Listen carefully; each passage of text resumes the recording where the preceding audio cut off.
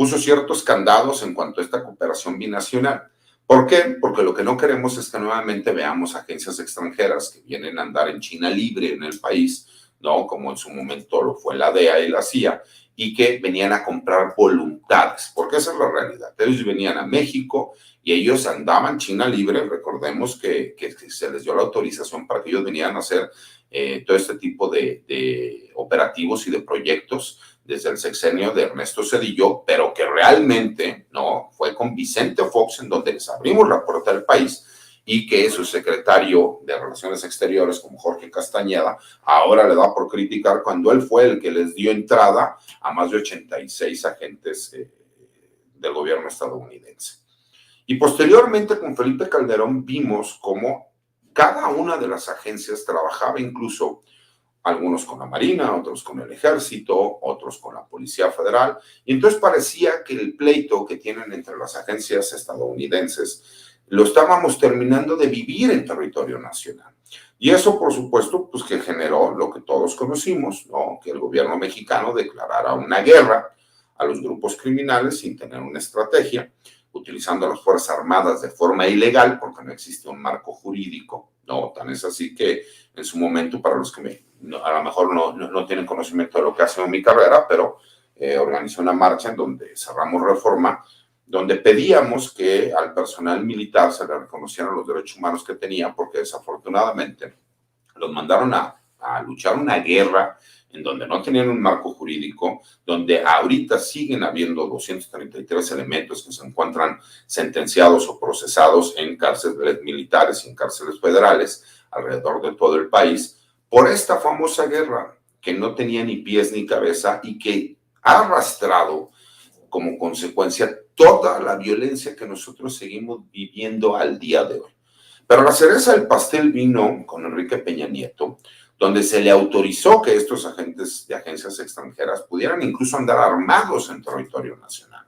Entonces, imagínense, cuando nosotros nos damos cuenta de que la soberanía nacional no solo ha sido violada, sino que aparte se les dan todas las herramientas para que ellos puedan venir a comprar voluntades, porque recordemos que lo que a ellos les interesa era que las drogas que ellos no permitían pasar a territorio estadounidense se quedaran en México, y lo que hacían era generar una guerra entre los mismos grupos criminales y con las autoridades para que en México hubiera un caos y que estos grupos criminales no tuvieran el poder suficiente para poder ellos entonces sí empezar a realizar grupos como los que vemos en México en territorio estadounidense. Cuando llega este gobierno, se cambia la estrategia de seguridad, se les ponen las reglas de cómo se tiene que llevar a cabo. Entonces el gobierno estadounidense se sienta a negociar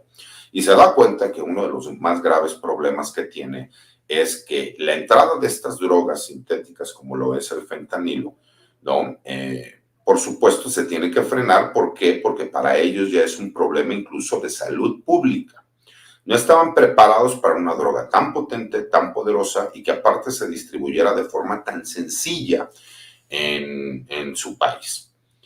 Y es cuando ellos hacen un análisis realmente, porque sí tienen un trabajo de investigación, situación que aquí en México, si bien es cierto, tenemos antecedentes de varios de los grupos criminales que puedan existir en el país y de sus líderes. La verdad es que cada 6 años parecería que es un juego perverso, en donde se inicia nuevamente de cero y no se le da continuidad, porque desafortunadamente no tenemos un servicio civil de carrera en donde veamos algún día a un oficial de la policía que termine siendo secretario de Seguridad y Protección Ciudadana. Y eso es un grave problema, y por lo cual muchas veces se termina recurriendo a las Fuerzas Armadas, con todo y que su función primordial es la seguridad nacional y la seguridad interior, para involucrarlos en este trabajo de seguridad pública, y que parecería que es lo mismo, pero no lo es. ¿Por qué? Porque entonces tienes que cambiar desde sus orígenes la formación que tiene que tener un oficial de la Armada de México o del Ejército Mexicano, para que fueran y se enfocaran, ¿no? Así como el trabajo que tiene que realizar el mismo personal de tropa y de marinería.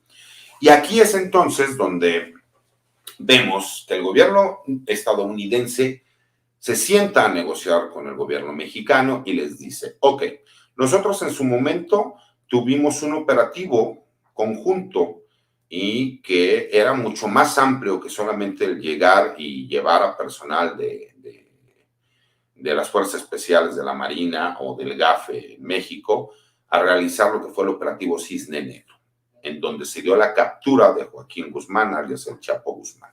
Y entonces quieren replicarlo, de acuerdo a la información que ellos ya tienen, con este operativo llamado Cisne Negro. ¿Por qué? Porque ellos tienen claro que el poder que tiene armamentístico, el poder político, el poder económico, ¿no? Y de compra de voluntades que tiene el cártel Jalisco Nueva Generación, donde aquí sí es textualmente oro o plomo, se ha convertido en un grave problema respecto a la posibilidad de que este tipo de drogas puedan llegar a territorio estadounidense. Y entonces, en propuesta con el gobierno mexicano, le dice, vamos a hacer un grupo, ¿no? Especial, en donde vamos a utilizar a personal de la Armada de México, del Ejército Mexicano y de la Guardia Nacional, con información de inteligencia del gobierno estadounidense y de la DEA, para que entonces sí las autoridades mexicanas puedan empezar a realizar, de aquí a que termine el año, operativos quirúrgicos para la captura, detención y desmantelamiento del líder del cártel Jalisco Nueva Generación, que es Nemesio Ceguera Cervantes, alias el Mencho, o el Señor de los Gallos, como a él le gusta que lo nombren, y que de alguna forma es muy ambicioso, pero que es un conjunto de actos que se tienen que realizar. Y como antecedente de esto, la Unidad de Inteligencia Financiera, al mando del doctor Santiago Nieto, realizó el operativo Agave Azul. Algunos habrán tenido conocimiento porque fue muy comentado también en las noticias, en donde 1,770 personas físicas fueron aseguradas las cuentas de banco que estas personas tenían, así como 167 cuentas de empresas y 2 fideicomisos, porque se pudo demostrar que existían indicios de que ellos tenían nexos con las actividades criminales del cártel Jalisco Nueva Generación y que de alguna forma estaban ligados y pertenecían a este grupo criminal.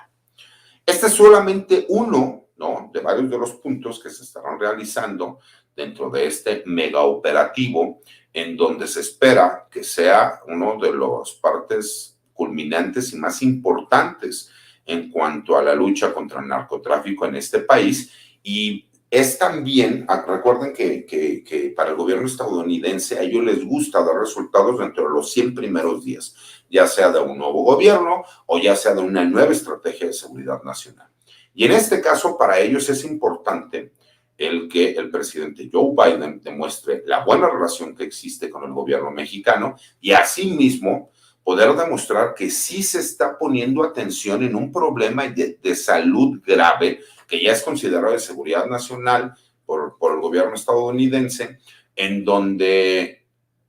el principal introductor de esta droga, como el fentanilo, no solo se le capture al líder de este grupo criminal, sino que se trate de desmantelar. La gente me comenta que es demasiado ambicioso el proyecto. Sí creo que es un proyecto ambicioso, pero creo que también es una buena prueba para lo que son las autoridades mexicanas y para lo que son las autoridades estadounidenses. ¿Por qué?